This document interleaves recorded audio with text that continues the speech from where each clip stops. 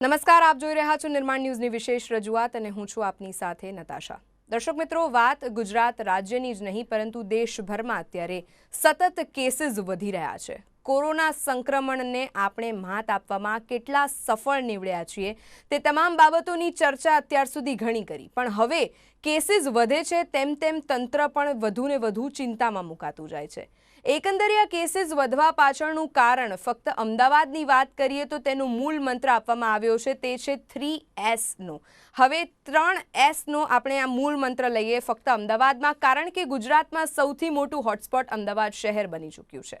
તો શું આવી રીતે ભાગશે કોરોના, તેની પાછળના જે પ્રથમ મુદ્દાઓ છે તેને ચર્ચા કરતા સૌપ્રથમ વાત અમદાવાદની કરીએ તો 3S's નો જે આ મંત્ર છે તેનામાં સ્લમ, સુપર સ્પ્રેડર અને સિનિયર સિટીઝનનો સમાવેશ થાય છે।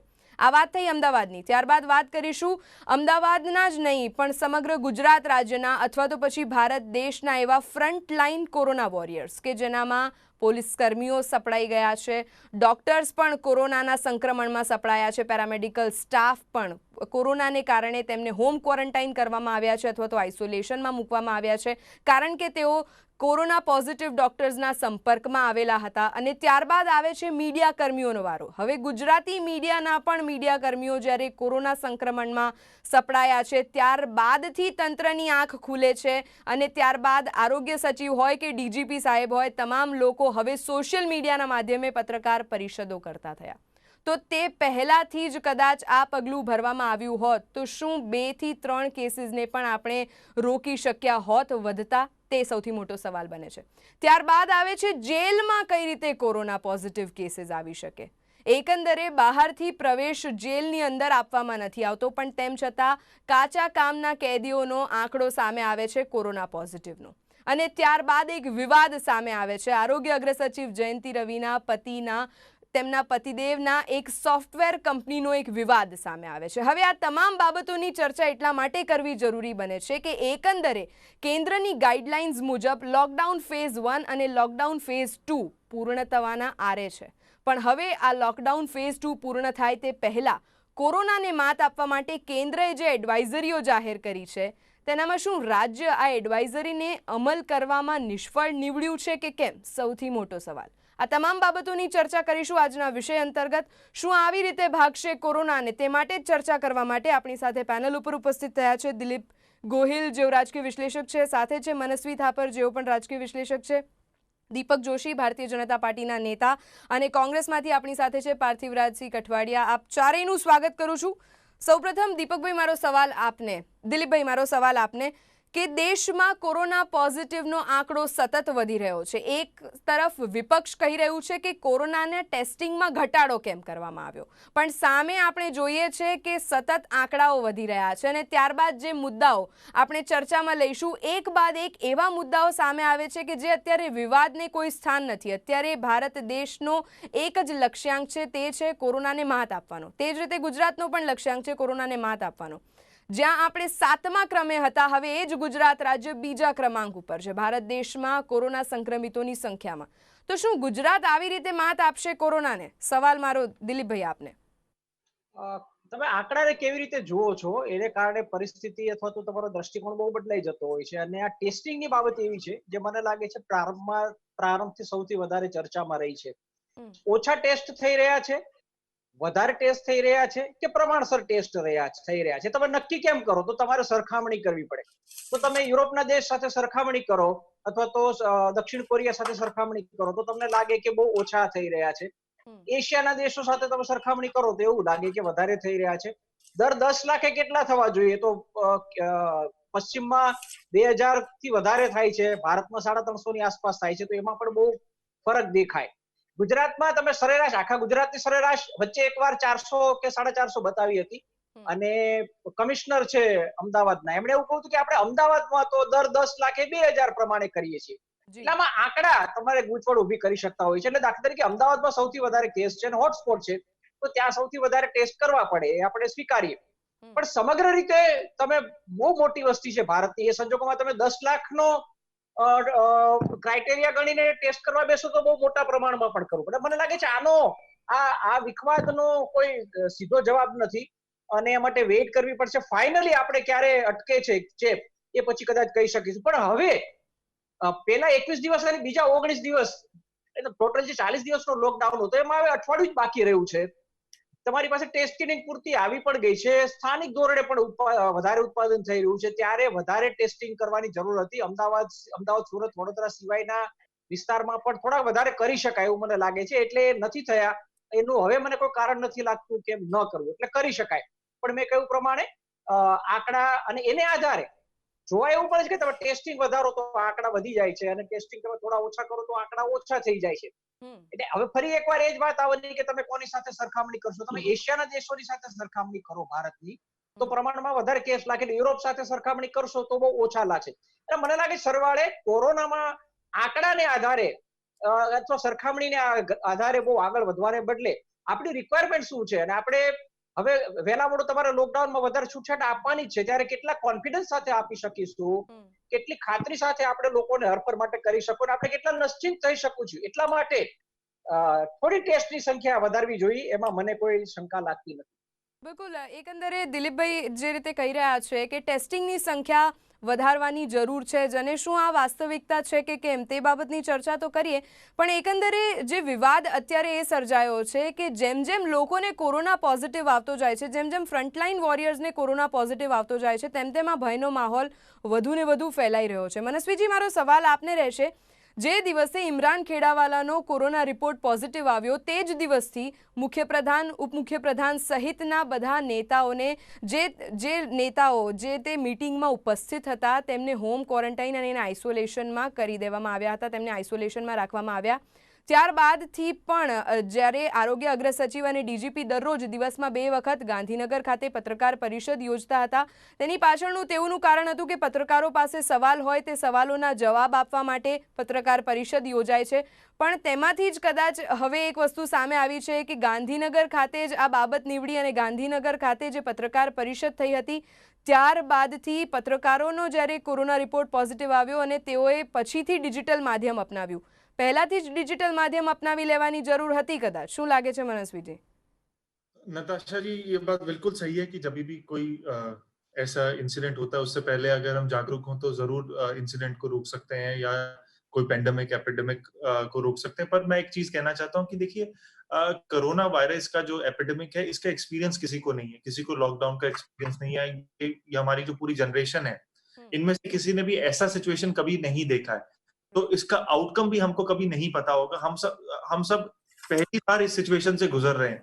शायद अगली कभी कोरोना की वेव कभी आएगी दुनिया में, भगवान करे कभी ना आए, पर अगर आती है तो उसके लिए हम वेल प्रिपेयर्ड होंगे. हमको पता होगा क्या डूज है, क्या डोंट्स है. एट प्रेजेंट मोमेंट किसी मतलब कोरोना का कोई एक्सपर्ट है मेरे को नहीं लगता कोई होगा, क्योंकि ये सब अभी ये एक नया डिजीज है, एक नई जंग है हमारे देश के लिए, दुनिया के लिए. और उससे हम आप भी परिचित नहीं है, मैं भी परिचित नहीं हूँ, दीपक भाई भी परिचित नहीं है, हम लोग कोई भी परिचित नहीं है. हम लोग सिर्फ एक कोशिश कर रहे हैं कि किस तरीके से इससे हम बच सके, और उसी हिसाब से बहुत सारे स्टेप्स लिए जा सकते थे, नहीं भी लिए जा सकते थे. ये डिबेटेबल इशू है. पर बड़ा सवाल ये आता है कि जब भी जो प्रेजेंट सरकार है, मेरा मेरा मेरा कंसर्न जो रहता है, मैं ये नहीं कह रहा कि बीजेपी कभी इसमें गलत है या सही है. मैं ये कह रहा हूँ कि बीजेपी की जो सबसे बड़ी जो भूल है, ये जो या चूक रहती है, वो ये रहती है कि जब सवाल पूछे जाते हैं या ओपिनियन दी जाती है, बीजेपी सुनती नहीं है. आप जो कर रहे हैं आपने अच्छा किया, उसकी कोई दो राय नहीं है. पर अगर कोई डिफरेंट ओपिनियन है, अगर कोई डिफरेंट पॉइंट ऑफ व्यू है, आप उसको सुनते क्यों नहीं है? क्योंकि अगर आप सुनेंगे, चाहे वो विपक्ष का हो, चाहे ऑपोजिशन का हो, चाहे डिसेंटिंग आवाज हो, अगर आप सुनेंगे शायद वो डिसेंटिंग ओपिनियन भी एक अच्छी राह पे हमको लेके जा सकती है. उसी कारण आज हम ये देख रहे हैं कि कहीं ना कहीं, क्योंकि राहुल गांधी ने 12 फरवरी को बोला था कि कोरोना वायरस एक खराब इंसिडेंट हो सकता है हमारे देश के लिए, क्योंकि राहुल गांधी ने बोला था इसलिए उसके ऊपर एक्शन नहीं लिया, इसलिए हमने 24 फरवरी को ट्रंप इवेंट कर दिया. अगर यही चीज बीजेपी का कोई व्यक्ति कहता तो उसको हम सुन लेते. ये जो चीज है ये गलत है. आप सरकार में है, आपकी सरकार है, बहुत बड़ी मेजोरिटी के साथ है. गुजरात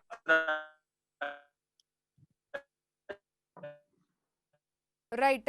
મનસ્વીજીના નેટવર્ક ડિસ્ટર્બન્સને જોતા તેમના મંતવ્યોને ફરી એક વખત અનુરૂપ આવીશું. પણ શું આવી રીતે ભાગશે કોરોના? રાજ્યની વાત હોય કે પછી દેશભરમાં દીપકભાઈ, મારો સવાલ આપને છે.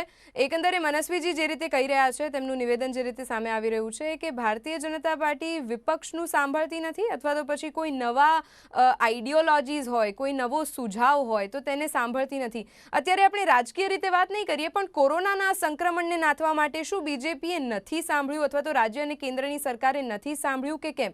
આ સવાલ ઉદ્ભવી રહ્યો છે. અને સાથે સાથે ટેસ્ટની પણ વાત કરીશું કે ટેસ્ટ શા માટે ઘટાડી દેવામાં આવ્યા?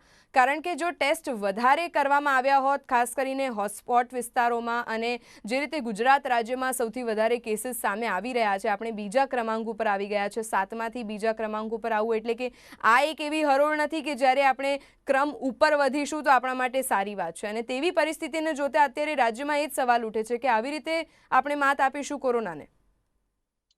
નતાશાબેન, એની અંદર કેવું છે કે જે વાતચીત જે થઈ એ પ્રમાણે જે દિલીપભાઈ અને મનસ્વીભાઈ, જે બેવ જણાના જે એક બેવની વાત ઉપર એક કોમન આવતું હતું કે આમાં તર્ક અને વિતર્કથી આગળ વધતું હોય છે. સવાલ ક્યાં છે કે કોરોના જેવી ગંભીર બીમારી, આ જે વાયરસ છે, પહેલી વાર આજે ભારત નહીં સમગ્ર વિશ્વ માટે ફર્સ્ટ ટાઈમ આ વસ્તુ બની છે. એટલે કહેવાનો મતલબ એટલો છે કે જ્યારે કોઈ પણ પરિસ્થિતિ આવે છે ત્યારે એનો સામનો કરવો જોઈએ, અને એ સરકાર એ પ્રમાણે કરી જ રહી છે. હું સરકારનો બચાવ કરું છું એ રીતે નથી. તમે જોવા જાવ તો સમગ્ર વિશ્વની અંદર જે રીતે ભારતની વસ્તી છે, જે રીતે ગુજરાતના અમદાવાદની વસ્તી છે, એ રીતે તમે જોવા જાવ તો એ પ્રમાણમાં જે બીજા બધા જે કન્ટ્રીઝમાં જે આજે કેસીસ થયા છે એના પ્રમાણમાં ઘણા ઓછા આપણે થયા છે. ઓછા થયા છે એટલે એનો પક્ષ ખેંચું છે એવું નથી, એ દરકાર રાખવી જ પડે બધાએ. સવાલ ક્યાં છે કે જે બીજું મનસ્વીભાઈએ જે કીધું કે જે ભારતીય જનતા પાર્ટી કોઈને સાંભળતી નથી, એવું નથી. તમે જોજો કે લોકડાઉન ફર્સ્ટ, લોકડાઉન સેકન્ડનું જે આવ્યું છે, જે ટોટલ 40 દિવસનું થઈ રહ્યું છે, આપણે પહેલા 21 દિવસ જ્યારે લોકડાઉનનું કર્યું ત્યારે પણ બધાનો અવાજ લીધો તો, બધાને સાંભળ્યા હતા. સેકન્ડ લોકડાઉન પછી પણ આ વસ્તુ થઈ છે, અને 2 દિવસ પહેલા પણ તમે જોજો કે પ્રધાનમંત્રી શ્રીએ બધા સીએમ સાથે પણ મુલાકાત કરી છે, વેપારી મંડળ સાથે પણ મુલાકાત કરી છે, અને જ્યાં છૂટછાટ આપવા જેવી લાગતી હતી ત્યાં આપવાની એ લોકોએ કરી છે પણ કરી. પણ છૂટછાટ આપ્યા પછી જ્યાં એમને લાગ્યું કે ના અહીંયા પ્રિકોશનના ભાગરૂપે બંધ કરવા જેવું છે, તેમણે બંધ પણ કર્યું છે. તો આ જ બતાવે છે કે જે બીજાનું પણ સાંભળે છે, માત્ર સરકાર પોતાનું જ મનસ્વી રીતે ચાલે છે એવી રીતે નથી. આ તો મનસ્વીભાઈનું નામ મનસ્વી છે એટલે કદાચ એમને એવું લાગ્યું હોય કે મનસ્વી રીતે સરકાર ચાલે છે, પણ ખરેખર એવું નથી. સરકાર બધાના સૂચનો લે છે અને પછી જ કોઈ પણ સ્ટેપ લે છે, કારણ કે સરકાર છે. પ્રજાનું હિત જોવું એ સરકારની પહેલી પ્રાથમિક ફરજમાં આવે છે, અને એ પ્રમાણે જ કરી રહી છે. હવે રહી વાત ટેસ્ટ વાળી, દિલીપભાઈએ જે વાતચીત કરી છે કે દરરોજનું તમે જોવા જાવ તો ટેસ્ટિંગનું માધ્યમ વધારવામાં આવ્યું છે, ક્યારે પણ ઘટાડવામાં નથી આવ્યું. જે રીતે આપણી પાસે કીટ આવી છે તો એ રીતે એનું દરરોજ આપણે અત્યારે સરેરાશ જોવા જઈએ તો 2.5 થી 3 હજાર ના ટેસ્ટ થતા જ હોય છે, જે એમણે 10 લાખ ઉપર જે વાતચીત કરી એ રીતે. પણ એ કેવું છે કે એક આખી ફોર્મ્યુલા જે કેન્દ્ર સરકારે, આરોગ્ય મંત્રી શ્રીએ બધાએ પોતાના એક ગાઈડલાઈનની અંદર કરી છે, ને એ પ્રમાણે દરેક નગરપાલિકાઓ, મહાનગરપાલિકાઓ, દરેક રાજ્યો એ રીતે એનો ફોલો કરી રહ્યા છે ગાઈડલાઈન્સ પ્રમાણે. એટલે માત્ર ને માત્ર શરૂઆતમાં 3,000 કર્યું દીપકભાઈ, પછી ઘટાડ્યા, વચ્ચે વળી પાછા 2,000 સુધી આવી ગયા હતા. એટલે કહેવાનો ભાવ એ છે કે 3,000 ની કેપેસિટી હોય તો શરૂ રાખવા જોઈએ 3,000. કહેવાનો ભાવ એ છે. એટલે મારો કહેવાનો મતલબ એવો છે કે જે આપણે જેલવાળી પણ જે વાતચીત કરી, બરાબર છે, તો આજે આપણે જોઈએ છે કે આ વાયરસ એવો છે કે જે કોઈને નથી વ્યક્તિ જોતો, નથી ધર્મ જોતો, નથી જાત જોતો.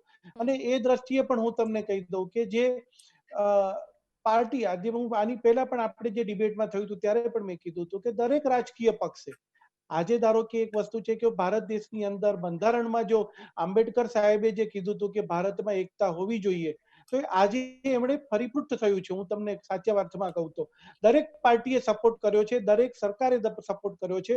એટલે કહેવાનો મતલબ એવો છે કે આજે ધારો કે વિશ્વની જો નજર હોય તો ભારત ઉપર જ છે, ને ભારત પોતે ઓછા એના ઇન્ફ્રાસ્ટ્રક્ચરની અંદર જો મહાત કરી શકતું હોય આ વાયરસને, તો એ ભારત પ્રથમ નંબર ઉપર છે, હું તમને કહું.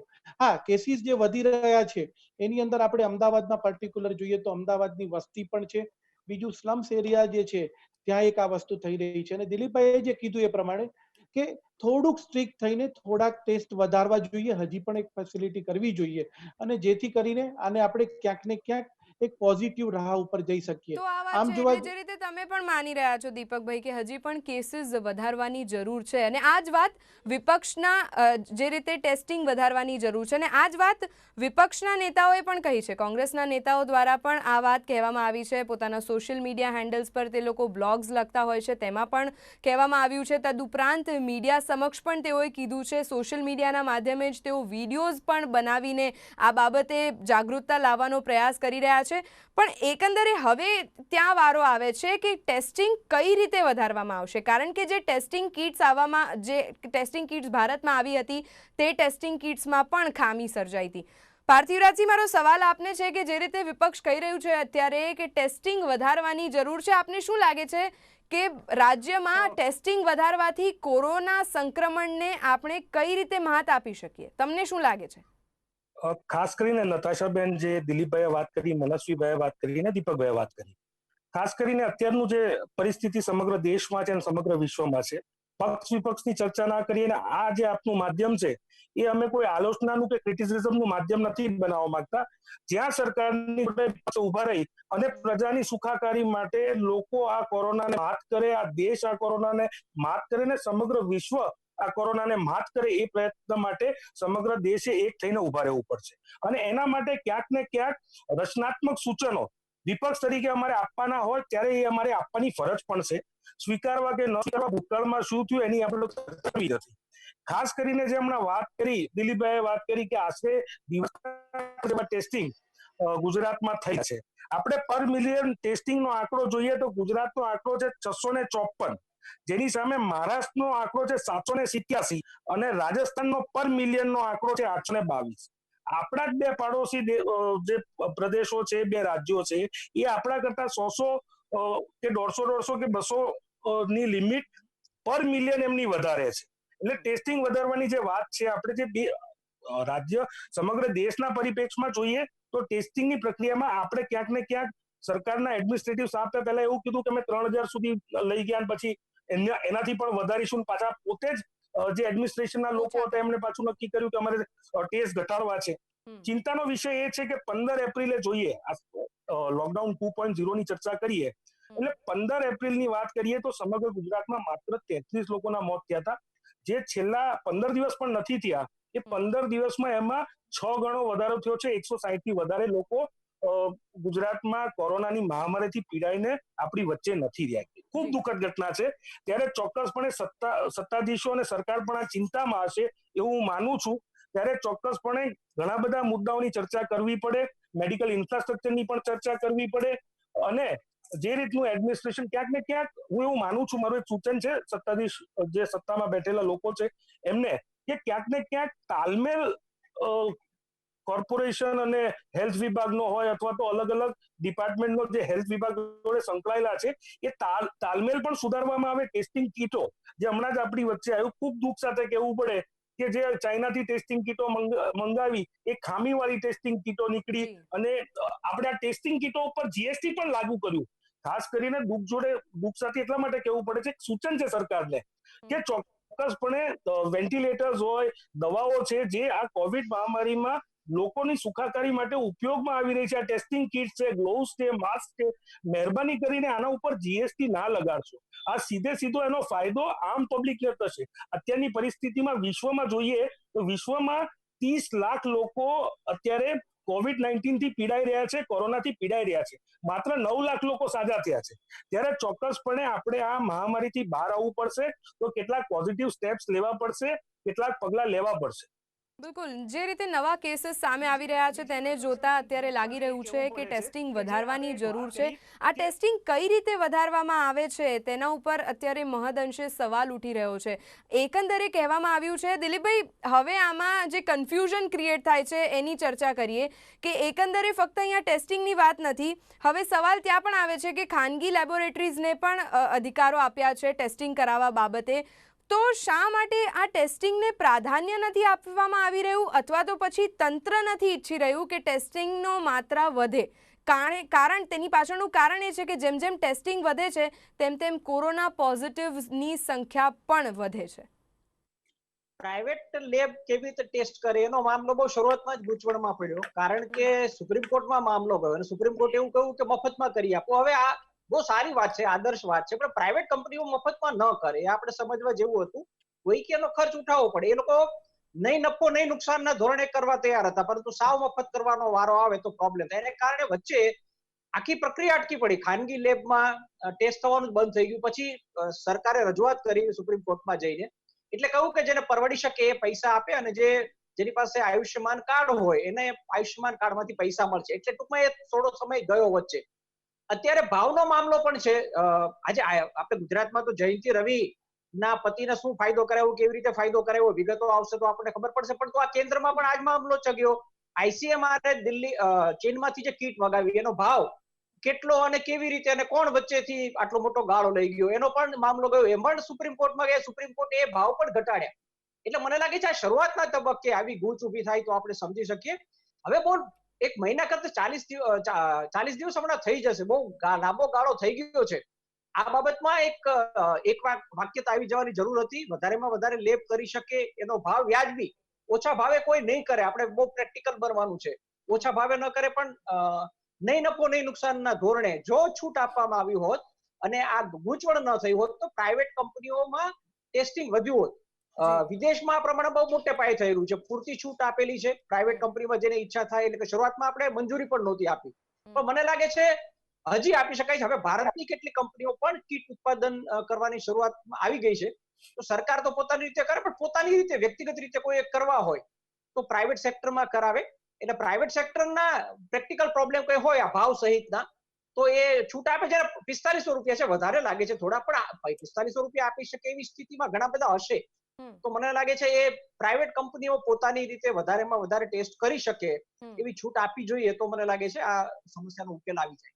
બિલકુલ, જે મુદ્દો ઉઠાવવામાં આવ્યો અને તે ચોક્કસ ચર્ચાનો પણ મુદ્દો છે. દીપકભાઈ, મારો સવાલ આપને છે, એક તરફ અત્યારે સરકારી અધિકારીઓનું પ્રાધાન્ય હોવું જોઈએ કે કઈ રીતે રાજ્ય સરકાર અથવા તો કેન્દ્રની સરકાર ભારત દેશના નાગરિકોની વહોરે આવી શકે, ન કે તેમાં ફાયદો જોવાની વાત આવે છે. પણ જયંતિ રવિના પતિની કંપનીને કોન્ટ્રાક્ટ સામેની જે કાર્યવાહી સામે આવે છે અને આ મુદ્દો પ્રકાશમાં આવે છે, તે બાબતે શું કહેવું છે? મને પૂછ્યો છે સવાલ બેન? હા દીપકભાઈ, તમને. सरकार में आप ही है दीपक भाई, आप ही को पूछेंगे, पृथ्वीराज पूछेंगे।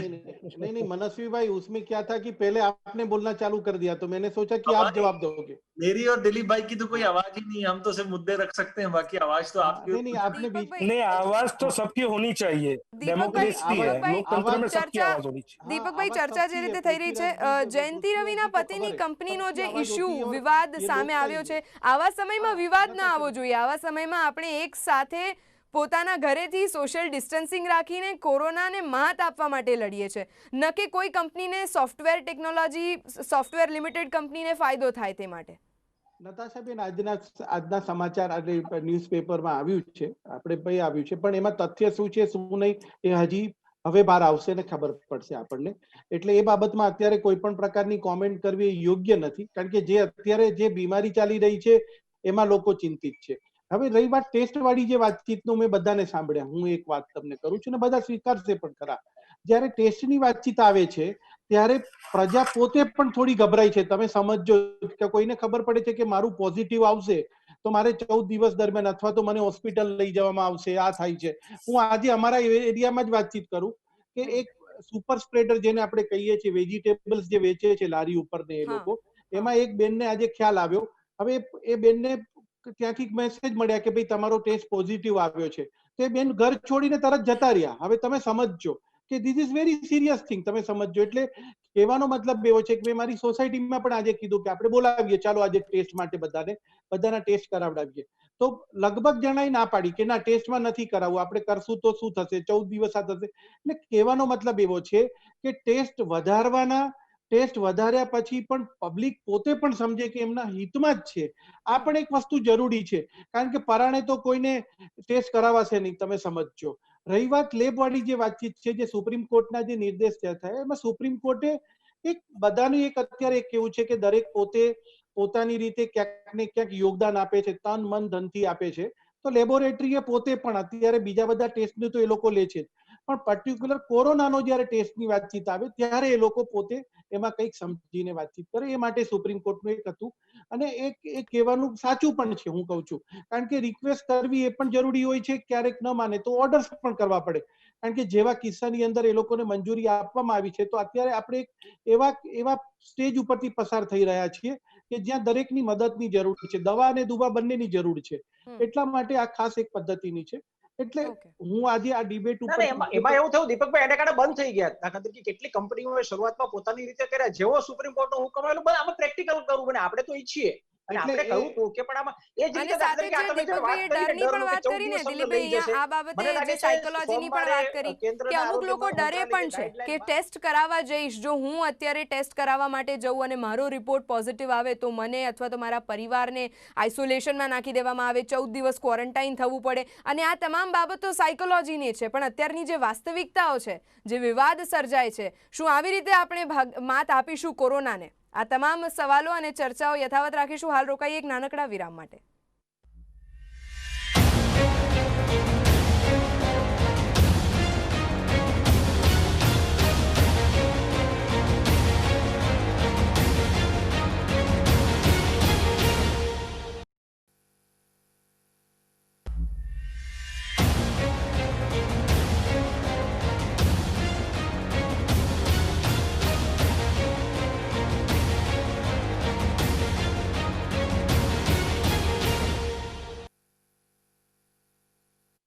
નિર્માણ વિશેષ અંતર્ગત વિરામ બાદ ફરી એકવાર આપનું સ્વાગત. શું આવી રીતે ભાગશે કોરોના? તમામ મુદ્દાઓ અને સવાલોની ચર્ચા આપણે કરી રહ્યા છે. છેલ્લા 13 દિવસમાં રાજ્યની વાત કરીએ તો સરેરાશ કોરોનાનો જે આંકડો છે, દરરોજ 150 નવા કેસ સામે આવી રહ્યા છે. આ તો ફક્ત માત્ર આપણે છેલ્લા 13 દિવસની વાત કરી. ગુજરાતમાં કોરોના સંક્રમિતોની સંખ્યાની આપણે વાત કરીએ છીએ તો અત્યાર સુધી ગુજરાત રાજ્યમાં 3700થી વધારે કેસીસ સામે આવ્યા છે, જેનામાં અમદાવાદ જે હોટસ્પોટ ડિક્લેર કરાયું છે તો અમદાવાદનો આંકડો 2500 ને પાર છે. આ આંકડો ઘણો ગંભીર છે. અમદાવાદ શહેરમાં આટલા બધા કેસીસ શા માટે? હવે અમદાવાદની જ્યારે પણ વાત આવે છે ત્યારે વાત આવે અમદાવાદના સંક્રમિતોની, અમદાવાદની સાબરમતી સેન્ટ્રલ જેલની, અને આ સેન્ટ્રલ જેલમાં કઈ રીતે કોરોના ઘૂસી શકે. મનસ્વીજી, મારો આ સવાલ આપને કે સેન્ટ્રલ જેલમાં એકંદરે જે કાચા કામના કેદીને કોરોના ઉઠતા સવાલ ઉઠી રહ્યા છે, કોરોના થતા સવાલ ઉઠી રહ્યા છે. કોરોના ઓલરેડી કેદીઓ આઇસોલેશનમાં છે, એક રીતે તેઓ આઇસોલેશનમાં જ જીવી રહ્યા છે. બહારનો વ્યક્તિ અંદર નથી જઈ રહ્યો કારણ કે કોઈ કોર્ટ કેસ અથવા તો કાર્યવાહી નથી થઈ રહી. તેમ છતાં કેદીને સંક્રમણ થવું આ એક ચિંતાનો વિષય છે જ, કારણ કે હવે આ કેસીસ જો જેલની અંદર જ સ્પ્રેડ થાય તો તે મોટો એક ચિંતાનો વિષય બની શકે. नहीं, बिल्कुल चिंता का विषय तो है। जैसे जैसे कि पहले मैंने बोला था कि इसके लिए जवाबदाही हम किसी को नहीं ठहरा सकते, इसके लिए सिर्फ प्रिकॉशन ले सकते हैं। और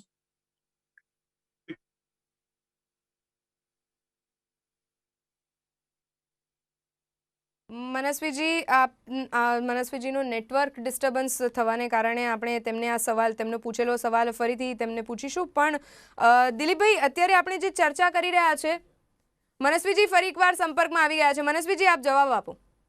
हाँ, मैं कह रहा था कि ये एक इनोवेटिव बीमारी है, इसको इनोवेटिव तरीके से हमको लड़ना है। जैसे ही इसका देखिए, जैसे कोरोना का इलाज मिल जाएगा तो ये इतनी गंभीर बीमारी नहीं रहेगी।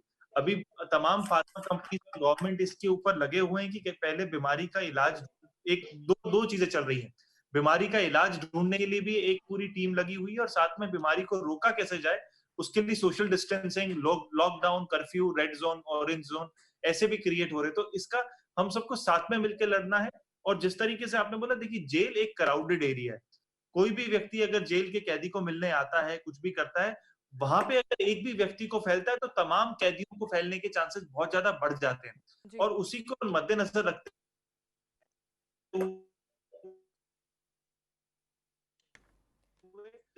એકંદરે વાત જ્યારે આપણે જેલના કેદીઓને હવે સંક્રમણ થઈ રહ્યું છે તેની કરીએ ત્યારે मनस्वी जी आप जवाब दीजिए. हाँ, तो उसके ऊपर हमारे को एकजुट होकर ही इसको लड़ना है। और इस तरीके से जेल में जो हो सकता है, नहीं हो सकता, मेरे हिसाब से जेल प्रशासन ने और सरकार ने बहुत अच्छी तरीके से इसको टैकल किया। पहले मतलब जब से लॉकडाउन है तब से लेके अब तक बहुत अच्छी तरह गंभीर रूप से टैकल करे। और साथ में अगर मैं देखूं, गुजरात हाई कोर्ट भी और तमाम कोर्ट्स भी इस गंभीरता को अच्छी तरह मद्देनजर रखते हुए अच्छी तरह टैकल कर रहा है। तो हमारे को सिर्फ इस चीज को वेट एंड वॉच करना है, लॉकडाउन का सही तरह पालन करना है, और जहां पे भी हम બિલકુલ અને શું સાચા અર્થમાં આ ઇનોવેટિવ બીમારી જે છે તો ઇનોવેટિવ બીમારી ચોક્કસ છે પણ અત્યારે આ બીમારી તમારા સુધી ન પહોંચે તે બાબતના અમુક પેરામીટર્સ પણ છે અને તે પેરામીટર્સમાં સેલ્ફ આઇસોલેશન, સોશિયલ ડિસ્ટન્સિંગ, તદુપરાંત સેનિટાઇઝેશન, આ તમામ બાબતોનો સમાવેશ થાય છે. હવે સવાલ એ ઉઠ્યો કે જેલના કેદીઓને જ્યારે કોરોના પોઝિટિવ થયો છે ત્યારે હવે જેલના અન્ય કેદીઓને પણ ક્વોરન્ટાઇન કરવામાં આવ્યા છે અથવા તો પછી તેમને પણ વધુ આઇસોલેશનમાં રાખવામાં આવ્યા છે. તેની પણ જવાબદારી હવે રાજ્ય સરકારની ઉપર વધી જવા પામી છે. એકંદરે સરકાર ઉપર વધતી જવાબદારીઓને સરકાર બરાબર ટેકલ કરે છે કે કેમ? સવાલ મારો આ તકે પાર્થિવરાજસિંહ આપને, કારણ કે આ જે બીમારી છે તેને માત આપવા માટે આપણે સૌ એકજૂટ થઈને લડી ચોક્કસ રહ્યા છે, પણ તંત્ર અને સરકારની તેમાં મોટી જવાબદારી બને છે કારણ કે તેમના ઉપર તમામ રાજ્યના નાગરિકોની જે જવાબદારી છે, જે જિમ્મેદારીઓ છે તેને બખૂબી નિભાવવાનો હવે તેમનો એક્ટિવ રોલ સામે આવે છે. તો આ રોલ ભારતીય જનતા પાર્ટીની રાજ્યની સરકાર નિભાવી રહી છે કે કેમ? તમારા મતે શું કહેશો?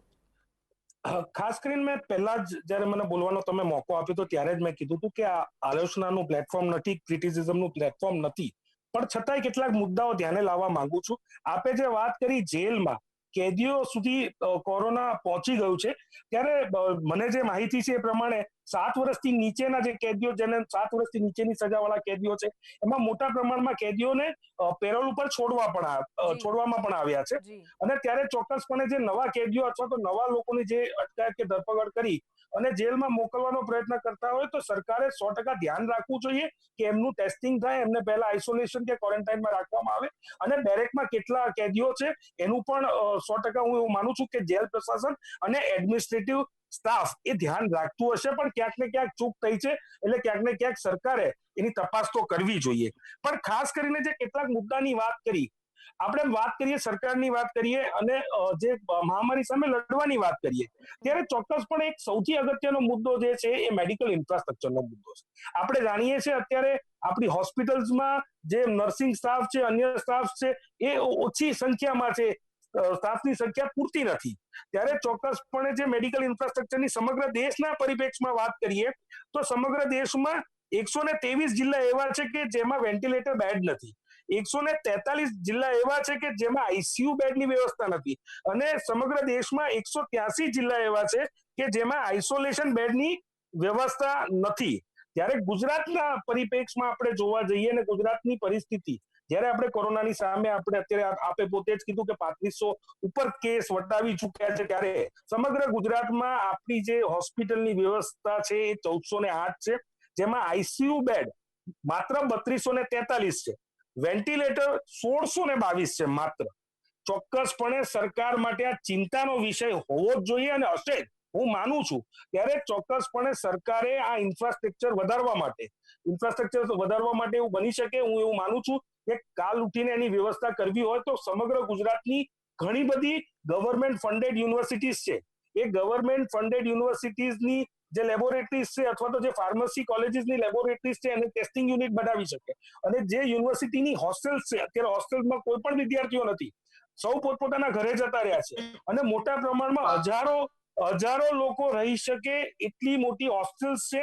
જેવી રીતે સમરસ હોસ્ટેલને COVID-19 માટેની વ્યવસ્થા માટે ઊભી કરી, એ જ રીતે હું એવું માનું છું 90% કેસીસ અમદાવાદ, સુરત અને બરોડામાં છે, 89% થી 90% જેટલા. તમે જે રીતે કીધું એમ મેડિકલ ઇન્ફ્રાસ્ટ્રક્ચરની વાત કરી પાર્થિવરાજસિંહ તમે આ તકે પેનલ ઉપર, અને એ જ મેડિકલ ઇન્ફ્રાસ્ટ્રક્ચરને લઈને સવાલ દીપકભાઈ તમને તો પૂછીશું જ, તે પહેલા દિલીપભાઈ, આપણે જાણીએ છીએ કે અમદાવાદમાં જે રીતે હોટસ્પોટ કેસીસ અને કેસીસની સંખ્યા વધતા તેને હોટસ્પોટ ડિક્લેર કરવામાં આવ્યું છે, ત્યારે અમદાવાદની એસવીપી હોસ્પિટલ કે જેની ક્ષમતા COVID-19 જે સ્પેશિયલ અલોટેડ હોસ્પિટલ બનાવવામાં આવી છે ને તેનામાં 1500 બેડની વ્યવસ્થા છે, અને આ લિમિટ હવે પૂર્ણ થઈ ગઈ છે. ત્યારબાદ આવે છે અમદાવાદ સિવિલનો વારો, અને ત્યારબાદ આવે છે સમરસ હોસ્ટેલનો વારો, કે હવે જ્યાં બેડ્સ અલોટ કરવામાં આવ્યા છે ત્યાં બેડ્સ ભરાવા લાગશે.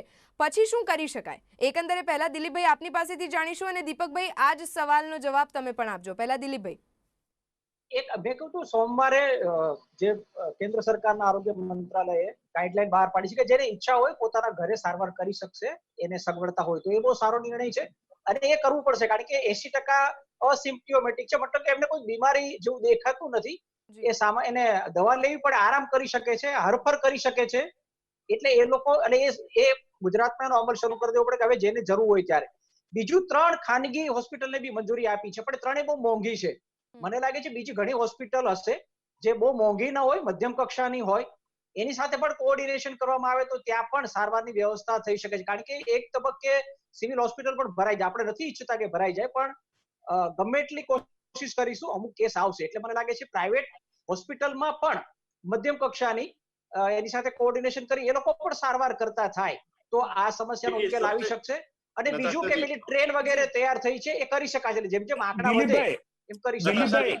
દિલીપભાઈ એક ઉદાહરણ આપવા માંગુ છું. મનસ્વીભાઈ એક જ મિનિટ. આપણી ગુજરાત યુનિવર્સિટીની બોયઝ હોસ્ટેલ છે ને, એમાં 1200 વિદ્યાર્થી રહે એવી વ્યવસ્થા હા, છે. એ તો છે, એટલે એ તમે વાત સમજી લો કરી. યસ, કે ગુજરાત યુનિવર્સિટી, માત્ર ગુજરાત યુનિવર્સિટી કહું છું, અમદાવાદ એજ્યુકેશન સોસાયટી, અમદાવાદ યુનિવર્સિટીની હોસ્ટેલ નહીં, અન્ય પ્રાઇવેટ હોસ્ટેલ્સ નહીં, જે અલગ અલગ સમાજોની છે એ તો અલગ. આ તો આપણી યુનિવર્સિટીની પોતાની હોસ્ટેલમાં 1200 રૂમ એટલે 1200 વિદ્યાર્થીઓ રહી શકે એવી વ્યવસ્થા છે. ઓકે, યસ, એ તમે બોલો ને, એ કરી શકાય. જી मनस्वी जी कहीं कहवा मांगी रहा है। नताशा जी, हाँ मनस्वी जी बताइए। हाँ देखिए, सबसे बड़ा इसमें जो एक ही चीज है जिसमें हमारा देश लैकिंग है, वो ये है कि टेस्टिंग जो है हमारे देश में बहुत कम है। जिस तरीके से पार्थिवराज भाई ने पिछली बार बोला था, उसको मैं और एक लाइट पे लेके जाना चाहता हूँ कि पर मिलियन जो हमारे देश की टेस्टिंग है वो दुनिया में सबसे ज्यादा कम देशों में जो होती है वैसे है। अगर हम जर्मनी से कंपेयर करें, यूएसए से कंपेयर करें, या किसी फ्रांस से, इटली से कंपेयर करें, हम बहुत पीछे हैं। जर्मनी की 15,000 के ऊपर टेस्टिंग होती है और वहां पे हमारे देश की कुछ 500-600 के आसपास की एवरेज बन रही है। टेस्टिंग क्यों जरूरी है? अब मैं इसके 2 कारण बताता हूँ। टेस्टिंग इसलिए जरूरी है कि जिस व्यक्ति को कोरोना वायरस है, उसको पता होना चाहिए कि उसको कोरोना वायरस है, क्योंकि उसको रोकना बहुत ज्यादा जरूरी है। और जिस व्यक्ति को कोरोना वायरस नहीं है, उसको कोरोना वायरस का डर खा रहा है। 40 दिन के आसपास के लॉकडाउन में क्या हो गया, लोगों के अंदर एक भय हो गया, एक डर हो गया कि हमारे को कोरोना वायरस है कि नहीं है। और जब तक उस व्यक्ति के साथ टेस्टिंग नहीं होगी, तब तक वो कॉन्फिडेंस नहीं आएगा लोगों में कि हमारे को कोरोना वायरस नहीं है, हम लोग ठीक है, हमारा परिवार ठीक है। इसलिए टेस्टिंग हर व्यक्ति की जरूरी है, तभी एक कॉन्फिडेंस बिल्डिंग हो पाएगा और तभी देश को आगे बढ़ाने के लिए हम लोग कुछ कर सकते हैं। क्योंकि जब तक कोरोना वायरस का डर या कोरोना वायरस इस देश से खत्म नहीं होगा, तब तक हम इकोनॉमी की बात करें या माइग्रेंट लेबरर्स की बात करें या कोई भी बात करें, उसका कोई मतलब नहीं है। वो मतलब बाद में शुरू होगा, देश को चलाना जो है बाद में शुरू होगा। और सबसे पहले सरकार को इस चीज के ऊपर फोकस करना चाहिए कि हम लोग टेस्टिंग कैसे बढ़ाएं, और उसके लिए अगर प्राइवेट में सीएसआर फंडिंग चाहिए, गवर्नमेंट में पैसा कम पड़ रहा है, पीपीपी मॉडल पे करें, या हम किसी से भी सपोर्ट लेके करें, हमारे को टेस्टिंग बढ़ानी पड़ेगी। और टेस्टिंग के ऊपर प्रॉफिटियरिंग बिल्कुल नहीं होना चाहिए। कोई भी ऑर्गेनाइजेशन इसके ऊपर प्रॉफिट करे, ये बिल्कुल गलत है। ये जो समय है, ये प्रॉपर टेस्टिंग डिमांड करता है, और डिमांड के साथ साथ बिल्कुल इसमें कोई प्रॉफिट नहीं होना चाहिए, तभी हम लोग देश को कोरोना से मुक्त कर पाएंगे। બિલકુલ દીપકજી, મેં તમને અગાઉ પણ સવાલ કર્યો હતો, પણ તે સવાલમાં બે પ્રશ્નો ઉમેરવા માંગીશ. અને સવાલ એ થાય છે કે એકંદરે આપણે જોયું એક તરફ અસમંજસનો માહોલ છે. રાજ્યના મુખ્યપ્રધાન દ્વારા એક રીતે સ્ટેટમેન્ટ આપવામાં આવ્યું હતું કે રાજ્ય સરકારે 25,000 બેડની વ્યવસ્થા કરી દીધી છે. ધેટ મીન્સ કે કેસીસ વધશે તેવો એક ખતરો છે. આ છે પહેલો સવાલ. અને આ જો ખતરો છે તો તેને પહોંચી વળવા માટે તંત્ર કેટલું સક્ષમ છે? કારણ કે તંત્ર અને અધિકારીઓ વચ્ચે ક્યાંક તાલમેલ નથી બેસતો, કાં તો અસમંજસ સર્જાય છે. અને તે જોવામાં આવ્યું જ્યારે દુકાનો ખોલીને બાદમાં બંધ કરાવવાનો આદેશ અમદાવાદ, વડોદરા, સુરત અને રાજકોટમાં આપવામાં આવ્યો. અને આ અસમંજસની વચ્ચે અમુક વેપારીઓ અને પોલીસ કર્મીઓ વચ્ચે પણ જે અસમંજસ સર્જાઈ અથવા તો જે બોલાચાલી સર્જાઈ તે પણ ખબરોમાં આવ્યું. અને તેની સાથે સાથે આ તાલમેલ નથી તો રાજ્ય સરકાર કઈ રીતે હવે કોરોના સામે લડત આપવા માટેની તૈયારી દર્શાવે છે? જવાબ આપો દીપકભાઈ. પહેલો સવાલ તો બેડ વાળો જે વાતચીત કરી, ત્યાં પાર્થિવભાઈએ જે વાતચીત કરી 1400 વેન્ટિલેટર ને આ છે, એની બધી ફેસિલિટી વધારીને અત્યારે એપ્રોક્સિમેટલી હું માનું છું ત્યાં સુધી 7,500 થી ઉપરની થઈ ગઈ છે. મુખ્યમંત્રીશ્રીએ જે 25,000 સુધીની તૈયારી દર્શાવી છે દીપકભાઈ. વિજય રૂપાણીએ 25,000 સુધીની બેડની તૈયારીઓ દર્શાવી છે. યસ એટલા માટે છે કે ભવિષ્યની અંદર કેટલો આ ચાલશે કોઈ હજી સુધી ભવિષ્ય ભાક્યું નથી. જે રીતે અમેરિકા જે છે બીજા બધા જે કન્ટ્રીઝમાં જે રીતે ફેલાવો થયો છે એ રીતે એ લોકોએ પ્રિકોશનના ભાગરૂપે રાખ્યું છે અને એ પ્રમાણે વ્યવસ્થા રાખેલી છે. જે પાર્થિવભાઈએ જે કીધું કે સમરસ હોસ્ટેલ જે છે એમાં 1200નું છે, આવી રીતે દરેકની વ્યવસ્થાઓનું સરકારે મગજની અંદર વિચારેલું છે. પરંતુ અત્યારથી મારમોડ તોભા કરીને કોઈ પણ વસ્તુ ઊભી કરવામાં આવે ને ક્યાંક આપણે જોઈ રહ્યા છે કે બીજી સાઈડની અંદર જોઈએ તો પ્રજા પોતે પણ થોડી ભયભીત થયેલી છે. એટલા માટે ટેસ્ટમાં પણ મેં પહેલા પણ વાતચીત કરી કે ટેસ્ટમાં જે સામે ચાલીને જે જવું જોઈએ એ વસ્તુ કરતા દૂર ભાગી રહી છે.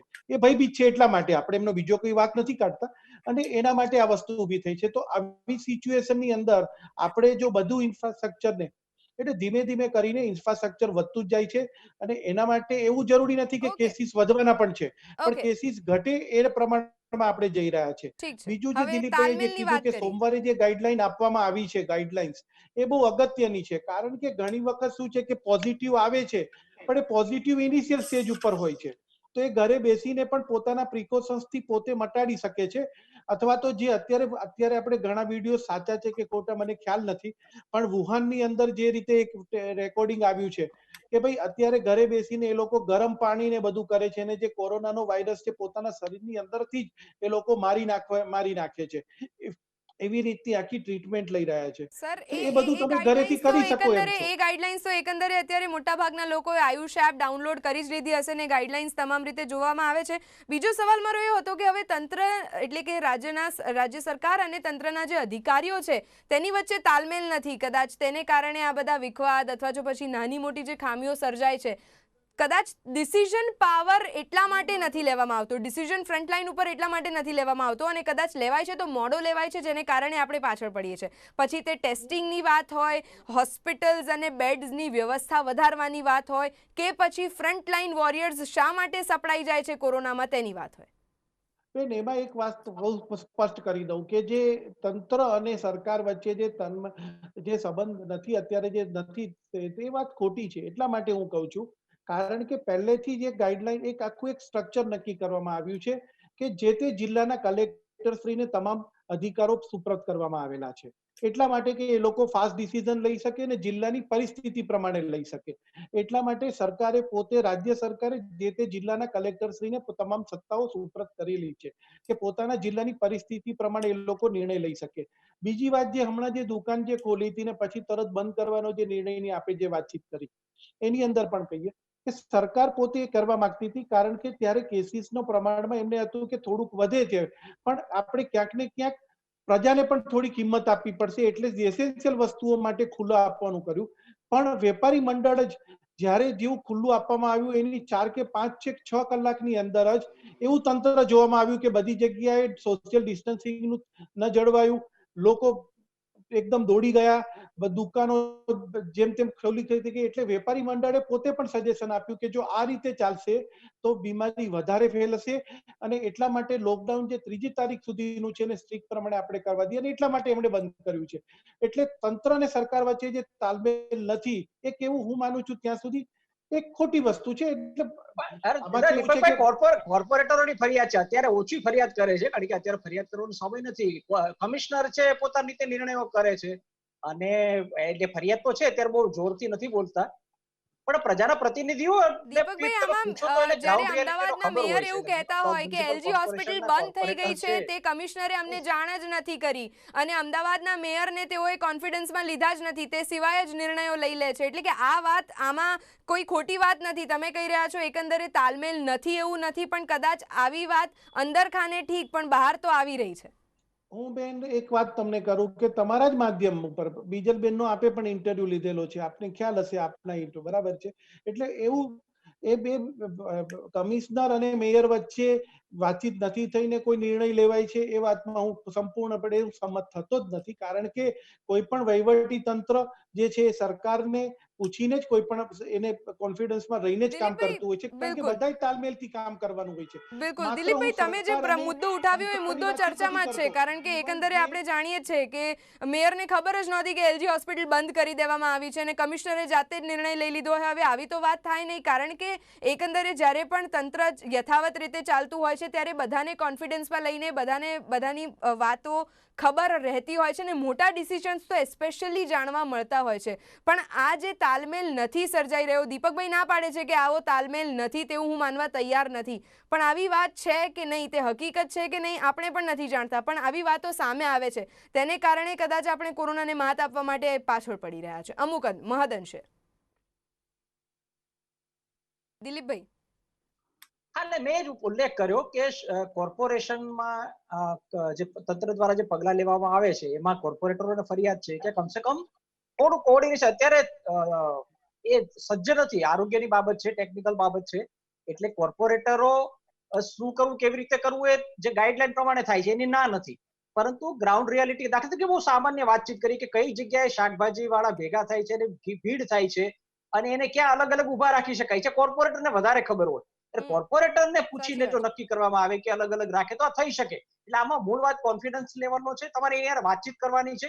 અત્યારે એક જે દિલ્હીથી ગાઈડલાઈન આવે છે, પછી ગાંધીનગરથી ગાઈડલાઈન, એ પ્રમાણે કામ થાય છે. એટલે તંત્ર સારું જ કામ કર્યું છે. અત્યારે આપણે કોઈને બ્લેમ નથી કરવા, એ લોકો વધારે મહેનત કરીને કામ કરે છે, પણ ચૂંટાયેલા પ્રતિનિધિઓ છે એ લોકો વચ્ચે ફરતા હોય છે, એમાં કેટલાક પ્રેક્ટિકલ સૂચનો આવતા હોય છે, એટલે એનું દાખલા તરીકે સાંભળવામાં આવે અને નાના મોટા કોઈ જગ્યાએ દાખલા તરીકે બહુ શરૂઆતમાં આપણે જોયું જથ્થાબંધ માર્કેટ ક્યાં રાખવી, એપીએમસી કેવી રીતે ચાલુ રાખવી, જેતલપુર માર્કેટ લઈ ગયા, પછી જથ્થાબંધ કાળુપુર માર્કેટ બંધ કરાવવી પડી. આ બધી બાબતમાં કોર્પોરેટરને વચ્ચે રાખીને વેપારીઓ અને વેપારી મંડળ સાથે વાતચીત કરીને કેટલીક વ્યવસ્થા ગોઠવવામાં આવી હોય તો ઉલટાને મદદરૂપ થઈ શકે. કહેવાનો ભાવ એ છે કે કોર્પોરેટરો બી સારા સૂચન કરતા હોય તો તંત્ર થોડું એને થોડું વધારે ધ્યાન આપે તો સંકલનને કારણે જે નાની મોટી પ્રોબ્લેમ છે એ દૂર થાય. સારું જ કામ કરે છે. જે લોકો ગ્રાઉન્ડ રિયાલિટી જાણે છે તેઓને સાથે રાખીને ડિસિઝન્સ લેવામાં આવે તો કદાચ આપણે જે પરિસ્થિતિનો તાગ મેળવવાનો પ્રયાસ કરીએ છીએ, જ્યાં ઉપલો અધિકારી નથી પહોંચી શકતો પણ નાનામાં નાનો વ્યક્તિ તો ચોક્કસ સમાજની વચ્ચે રહીને જે કાર્યરત છે તેઓ તો કદાચ તેને ખૂબ સારી રીતે સમજી પારખી શકે છે. મનસ્વીજી, ટૂંકમાં આપના પણ મંતવ્યો અને ત્યારબાદ પાર્થિવરાજસિંહ આપના પણ ટૂંકમાં મંતવ્યો. मनस्वी जी. नताशा जी, देखिए मैं तो एक ही चीज कहना चाहता हूँ कि अभी जो है सबको एक साथ हमारे को कोरोना से लड़ना, अभी कोई राजनीति करने का समय नहीं है, और साथ में सरकार से यही कहना चाहता हूँ कि सरकार में इस जो मिडल मैन अभी घूम रहे हैं सेंटर में भी, स्टेट में भी, इनको हटाने की जरूरत है, और सिर्फ अभी गुजरात को और देश को कोरोना वायरस से बचाने के लिए जो भी सरकार को काम करना है उसके लिए करना चाहिए सरकार को. उसमें गुजरात के लोग भी और देश के भी लोग सरकार के साथ हैं और बिल्कुल साथ देंगे, क्योंकि अभी सबसे पहले जान है तो जहान है. अगर हम जिंदा रहेंगे तभी हम आगे कुछ बातें कर पाएंगे, नहीं तो कोई चीज का कोई मतलब नहीं है. साथ में हाथ मिला के, कंधे से कंधा मिला के हमको कोरोना से लड़ना है. इसके लिए हमको कदम आगे बढ़ाने चाहिए. પાર્થિવરાજસિંહ, ટૂંકમાં આપના પણ મંતવ્યો. ખાસ કરીને જે કોરોના મહામારીથી લડવાની વાત કરી અને કોર્પોરેશન અને જે તંત્રની વચ્ચે સમન્વય અને કોર્ડિનેશનની વાત કરી, આપણે એ બેના ઝઘડાની વાત નથી કરતા કે સમન્વય છે, કોર્ડિનેશન છે કે નહીં, પણ ચોક્કસપણે દીપકભાઈએ કીધું કે સરકાર સજ્જ છે કે આગળ જે પણ પરિસ્થિતિ આવે સરકાર લડવા તૈયાર છે. કોર્પોરેશનના જે કમિશનર શ્રી હતા એમણે કીધું કે જો આવીને આવી પરિસ્થિતિ ચાલી તો 50,000 સુધી આંકડો પહોંચી જશે. એટલે એ 100% ક્યાંક ને ક્યાંક વિશ્વાસ સંપાદિત કરવાની જરૂર છે પ્રજામાં કે બીવાની જરૂર નથી, ડરવાની જરૂર નથી. આપણે એક થઈને લડવાની વાત છે.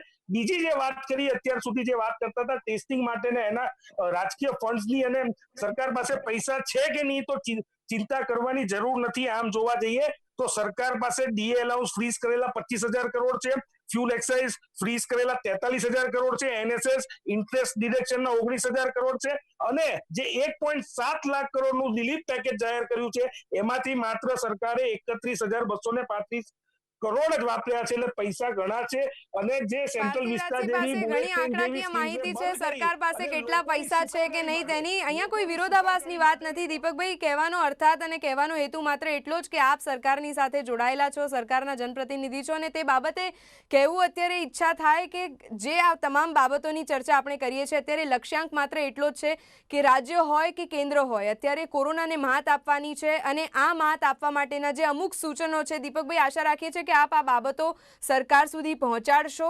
દીપકભાઈ, મનસ્વીજી, દિલીપભાઈ અને પાર્થિવરાજસિંહ, આપ અમારી સાથે આ ચર્ચામાં જોડાયા. દીપકભાઈ કંઈક કહેવા માંગે છે. દીપકભાઈ, ટૂંકમાં, એકદમ ટૂંકમાં. હું નતાશાબેન એક કહીશ ચોક્કસ કે સરકાર અને અમારું જે સંગઠન, એટલે આમ તો પોલિટિકલ અમે ન કહી શકીએ, છતાં પણ અમારા જે, હું એક સંગઠનનો ભાગરૂપે આવું છું અહીંયા, એટલે સંગઠનમાં જે અમારા જે છે પ્રતિનિધિઓ, અમારા જે છે એ લોકો અમારું સતત અમારી સાથે આ એપથી હોય છે અને અમારા સજેશન્સ પણ લે છે. આ સજેશન્સ હંમેશા મૂકીશું. મારા તરફથી જે મારા લેવલથી જે મુકાતા હોય છે ચોક્કસ મૂકીશ. પરંતુ એક વસ્તુ કહી દઉં કે સરકાર સખત, એટલે આમ જોવા જઈએ તો આખો દેશ અત્યારે એક સાથે લડી રહ્યો છે અને એમાં આપણે સંપૂર્ણપણે આને કોરોનાને માત આપી બસ દઈશું. સર, બિલકુલ, દીપકભાઈ બિલકુલ સર. કાન, દીપકભાઈ હૃદય અને પાર્થિવરાજસિંહ, કાન, હાલ હૃદય અને સમયની દિમાગ મર્યાદા છે, આપણે અહીંયા જ રોકાવું પડશે. મનસ્વીજી અને દિલીપભાઈ, આપનો પણ આભાર આ ચર્ચામાં જોડાયા બદલ. દર્શક મિત્રો, શું આવી રીતે ભાગશે કોરોના અને તેનામાં જો કદાચ કોઈ ત્રુટીઓ હોય તો તે અમે ઉજાગર કરવા માટે આપની સમક્ષ ઉપસ્થિત રહીશું જ. પણ લક્ષ્યાંક માત્ર એટલો જ રાખવાનો છે કે ઘરમાં રહેવાનું છે, સુરક્ષિત રહેવાનું છે, સાવચેત રહેવાનું છે. કારણ કે આફ્ટર ઓલ આપણે સૌએ ભેગા મળીને કોરોનાને માત આપવાની છે. અત્યારે જો અમદાવાદ હોટસ્પોટ બની ગયું હોય તો હેરિટેજ શહેર હોટસ્પોટ કેમ બન્યું તેની પાછળના કારણો શોધવા કરતા હેતુ એ છે કે રાજ્ય અને કેન્દ્ર કઈ રીતે ભારત દેશ આ કોરોનાને માત આપી શકે. અને આ જ લક્ષ્યાંક સાથે ઘણા બધા વિષયો અમે આપની સમક્ષ રજૂ કરતા રહીશું. હાલ બસ આટલું જ. મને આપશો રજા. નમસ્કાર.